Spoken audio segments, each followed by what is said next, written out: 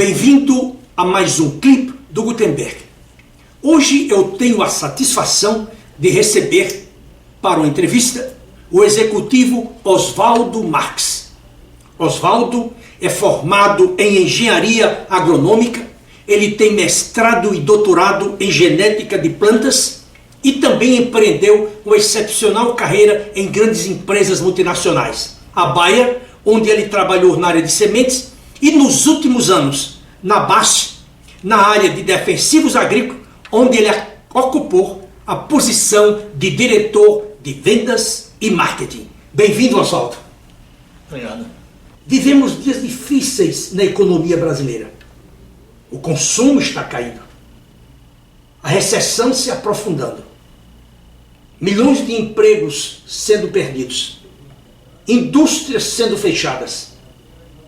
Eu gostaria de saber como vender em época de crise como essa que nós estamos atualmente vivendo ou mergulhados. É como vender mais sempre, né? Não só em época de crise. Né? Em época de crise, é lógico, algumas primeiras atitudes devem ser tomadas por qualquer executivo, que é olhar dentro de casa, questão de custos, pessoas, é a hora de algumas reestruturações. Né? Quando a gente está na bonança, alguns projetos ficam para trás, a gente não presta tanta atenção, e numa época de crise realmente é a hora de fazer um ajuste total dentro da companhia. Uma vez feito isso, eu acho que aí nós podemos separar o como vender mais em três grandes etapas aí. A primeira é trabalhar a atitude da empresa como um todo. Né? Então, eu acho que uma conversa muito franca com seus colaboradores, toda a liderança, apresentando qual é o aspecto de mercado que nós vamos enfrentar, que a crise está aí sim, e que vai demandar de todo mundo um esforço adicional, sim, né? Um pouquinho mais de horas de trabalho, muito suor e muita luta. Então acho que um clima organizacional onde a transparência e a positividade seja muito bem trabalhada gera vendas automaticamente. Essa seria, acho, a primeira etapa, ou seja, colocar todo mundo dentro do mesmo barco, dentro do mesmo desafio. A segunda etapa aí, que era uma etapa que não deveria ter sido perdida de vista, mas numa época de crise deve ser ainda mais trabalhada, é o foco no cliente. Então, nessa hora de crise, o cliente, obviamente, ele não quer comprar. Se ele quer comprar, ele quer pagar mais barato, ele quer barganhar mais, e os outros concorrentes também vão estar trabalhando em cima desse mesmo cliente. Então, é uma hora para você equilibrar aquela velha questão de vendas: eu devo vender para o cliente que eu já vendo, ou eu devo prospectar novos clientes? Eu acho que agora é uma hora de equilíbrio, é fazer valer a sua fidelidade, a sua presença, o seu relacionamento com o cliente, trazer esse cliente para perto de si, e é lógico, prospectar em algumas situações, mas eu acho que o foco principal é nos seus clientes, como você garantir que eles continuem comprando ou até aumentando as suas compras, e trazer esse relacionamento ainda mais forte. E uma terceira e última etapa aí, para ser bem resumido nessa resposta, seria, além da atitude, além do foco no cliente, a questão da inovação e da criatividade. É a hora de criar. Não adianta choramingar. Eu assisti uma palestra uma vez do professor Marins, e ele começa a palestra dizendo: não brigue com o tema. Eu acho muito interessante. Então, não brigue com o tema. Não interessa se o problema é a Dilma, se é o PT, ou se é um golpe, ou se não é um golpe. O fato é que o problema está aí, a crise está aí, e a empresa precisa reagir, precisa vender, e fazer resultado. Então não briga com o tema, não briga, nós não vamos conseguir mudar o vento, mas podemos ajustar as velas. Então é a hora da criatividade vir a foco. Então, se a sua equipe for bem treinada, tiver conhecimento dos seus clientes, talvez seja o momento de trazer a equipe junto, discutir mais fortemente qual é a visão do cliente perante a crise e o que realmente ele está necessitando nesse momento, e junto com a sua equipe tentar trazer inovações e criatividade para o mercado, para que o seu cliente veja em você algo com um diferencial de mercado e com isso aumentar suas vendas. Então eu imagino que o momento de crise deve ser muito bem trabalhado, lógico, muito mais esforço. E o provérbio antigo, enquanto alguns choram, outros vendem lenço. Isso é, toda empresa deveria estar enganjada no processo de vendas. Todos, absolutamente. desde o segurança até o presidente da empresa. Por quê? Porque isso fomenta a automotivação, o ânimo, a energia para você produzir resultados. Eu tenho observado que muitas vezes, em período de crise, as empresas cortam pessoas, cortam promoção e propaganda, cortam uma série de coisas que são extremamente imprescindíveis. É no momento de crise que as empresas têm que fazer promoção, que têm de fazer propaganda, têm de utilizar de todas as ferramentas do marketing e da venda estratégica. Então, eu acho que você que é diretor, você que é presidente, você que é gerente, você tem um trabalho árduo, que é convencer todos, indistintamente, a se engajarem no processo de vendas. E certamente você sairá do outro lado mais forte e também com uma participação de mercado muito maior. Sem dúvida. Na sua visão como diretor e tendo obtido uma carreira extremamente bem sucedida numa empresa do porte da BASF, que é a maior empresa química do mundo, eu gostaria de saber de você, diante desse quadro, essa quantidade enorme de profissionais competindo aí por pequenas oportunidades e raras oportunidades, o que é que você tem que o diferencia dessa outra quantidade enorme de profissionais? Eu tive uma carreira que se iniciou numa empresa extremamente pequena, onde eu consegui participar de inúmeros processos dentro dessa empresa. Então eu fui contratado para ser um pesquisador e virei quase que um braço direito do meu diretor-geral, e aí sim eu tive a oportunidade de participar na parte pessoal, administrativa, contratando pessoas, montando estruturas. Então foi bastante interessante. Ao mesmo tempo, esses 9 primeiros anos da minha carreira me trouxe um aprendizado muito grande, que eu acho que é o ponto mais forte de todo bom executivo, é aprender com tudo aquilo que ele consegue viver na sua carreira. E eu aprendi muito nos meus primeiros 9 anos de carreira, separo em 2 etapas aí, e nesses 9 anos eu passei por 4 mudanças sucessivas, ou seja, uma pequena empresa brasileira onde eu comecei foi adquirida por 4 outras multinacionais de forma sucessiva. Então, nesse sentido, eu sempre comecei minha vida profissional como um cargo de gerente, já com uma pequena liderança e com uma pequena equipe.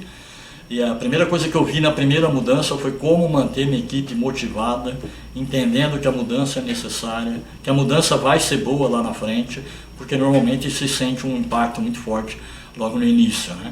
Então, e essas 4 grandes aquisições sucessivas me trouxeram uma experiência formidável nesse sentido, de saber trabalhar com mudança, enfrentar crises muito fortes, ter que tomar decisões que realmente não são fáceis, então reestruturar equipes, mandar pessoas de baixa performance embora, às vezes até mandar pessoas que não estão com uma baixa performance, mas que infelizmente é um momento econômico que não permite fazer parte do quadro daquela empresa. Então foram decisões bastante difíceis nesses primeiros 9 anos, que me trouxeram um aprendizado extremamente grande. Depois disso eu ingressei na carreira dentro da BASF, que permaneci mais 10 anos aí, como você falou, Gutenberg, saindo aí como diretor de marketing e vendas. E aí foi um outro show de aprendizado muito interessante. Comecei de novo liderando equipes, de tamanhos, já diria, médios, até equipes extremamente grandes, chegando a 150 pessoas dentro da equipe, entre diretos e indiretos, passando por áreas bastante diferentes dentro do marketing, tendo equipes de nível de complexidade muito grande. Então eu tinha o pessoal de CRM, eu tinha o pessoal de propaganda, eu tinha o pessoal de stewardship, a técnica era dentro do marketing, então também tinha que ter um conhecimento técnico muito grande. O marketing dentro da minha última companhia participava de absolutamente todas as reuniões e todas as discussões, então PNL, a parte financeira, rentabilidade, market performance, tudo era muito discutido com marketing, e eu como diretor de marketing Brasil participava e tive o privilégio de participar de todas essas discussões. E também, nesses 10 anos, também tivemos crises, tivemos momentos de glória, de crescimento muito rápido, de talvez olhar um pouquinho e reestruturar novamente para continuar crescendo. Então, eu acho que, pegando o histórico que eu tive de carreira, o histórico de liderança, de motivar a equipe, de saber lidar com crises, com mudanças, isso tudo me trouxe uma grandeza profissional excepcional. Então, eu me sinto extremamente preparado para assumir qualquer cargo de liderança em qualquer empresa. Com certeza eu conheço o Oswaldo já há algum tempo. Já conversamos durante várias horas sobre a carreira dele, a trajetória dele. E gostaria de enfatizar para você. Passou 10 anos da empresa número 1 de segmento químico do mundo. A BASF é uma empresa extremamente exigente no desenvolvimento de seus executivos. Então, eu me sinto extremamente tranquilo ao entrevistar e ao apresentar o Oswaldo Marques para que você o conheça. Tenho uma última pergunta para você. Você está há pouco tempo num período de transição de carreira. Você já tem feito inúmeras entrevistas, algumas já em estágio avançado. Mas eu gostaria de saber de você, como é que você está tirando proveito de um período tão especial da vida que esse período de transição? É a possibilidade de você olhar a sua carreira, avaliar tudo aquilo que você fez, tudo aquilo que você aprendeu, as coisas que você também tem que melhorar, que tem que investir mais tempo. É a oportunidade de você olhar para dentro de você mesmo, olhar a sua família, né? Pensar um pouquinho se não está na hora de praticar um pouco mais de esporte, de ter uma vida um pouco mais regrada. Então acho que é um momento interessante para você aprender como um todo, não só aprender de você e com você, mas também dar a oportunidade, tive uma oportunidade muito grande, estou tendo, de entrar em contato com colegas que eu não falava há muito tempo. Então você ativa a sua rede de network e conversa com muita gente, entende o que as outras empresas estão fazendo, o que os outros profissionais estão fazendo, como eles estão pensando, como é que eles estão reagindo à crise, quais são as ideias novas que estão vindo no mercado. Então, com certeza, era uma coisa que eu não conseguiria fazer trabalhando no dia a dia, né? Porque a gente não consegue também arrumar tempo para tudo. Então, são essas coisas que eu venho trabalhando. Então, é um momento de aprendizado muito grande, eu diria um aprendizado diferente, né? Porque são momentos diferentes também, mas sempre aprendendo, né? Acho que hoje em dia, um profissional que não está aberto a aprender sempre não desenvolve, né? Eu acho que se eu tivesse uma empresa minha, a primeira pergunta que eu faria para qualquer profissional é: você está apto a aprender, estudar e desenvolver pessoas ao mesmo tempo, né? Porque eu acho que o estudante professor é o profissional ideal, né? Aquele que aprende sempre e consegue passar para a sua equipe pelo menos um pouco daquilo que ele aprendeu e ele vem desenvolvendo. Então, para mim, está sendo um momento interessante, diferente, de muito aprendizado, muita leitura, e muito acompanhamento de mercado e o network, como eu falei. Eu fico muito feliz ao ouvir essas palavras do Oswaldo, porque, de certa forma, essa é a minha pregação, esse é o meu sermão. A demissão é a melhor coisa que pode acontecer para um executivo ou uma executiva, desde que ele ou ela tire proveito desse período, lendo, estudando, pesquisando, ampliando a sua rede de relacionamento, aprendendo coisas novas, refletindo sobre a sua carreira, o desempenho, entre tantas e tantas outras questões, de tal maneira que ele ou ela, ao encontrar um novo emprego, ele volte melhor e mais também preparado ou preparada para o exercício de sua nova posição. Oswaldo, eu quero agradecer a você pela sua participação, e você sabe que eu sou um torcedor, sou um torcedor de sua carreira, porque acredito muito no seu preparo, na sua competência e na sua capacidade de produzir resultados. Eu que agradeço a oportunidade de a gente bater esse papo aqui.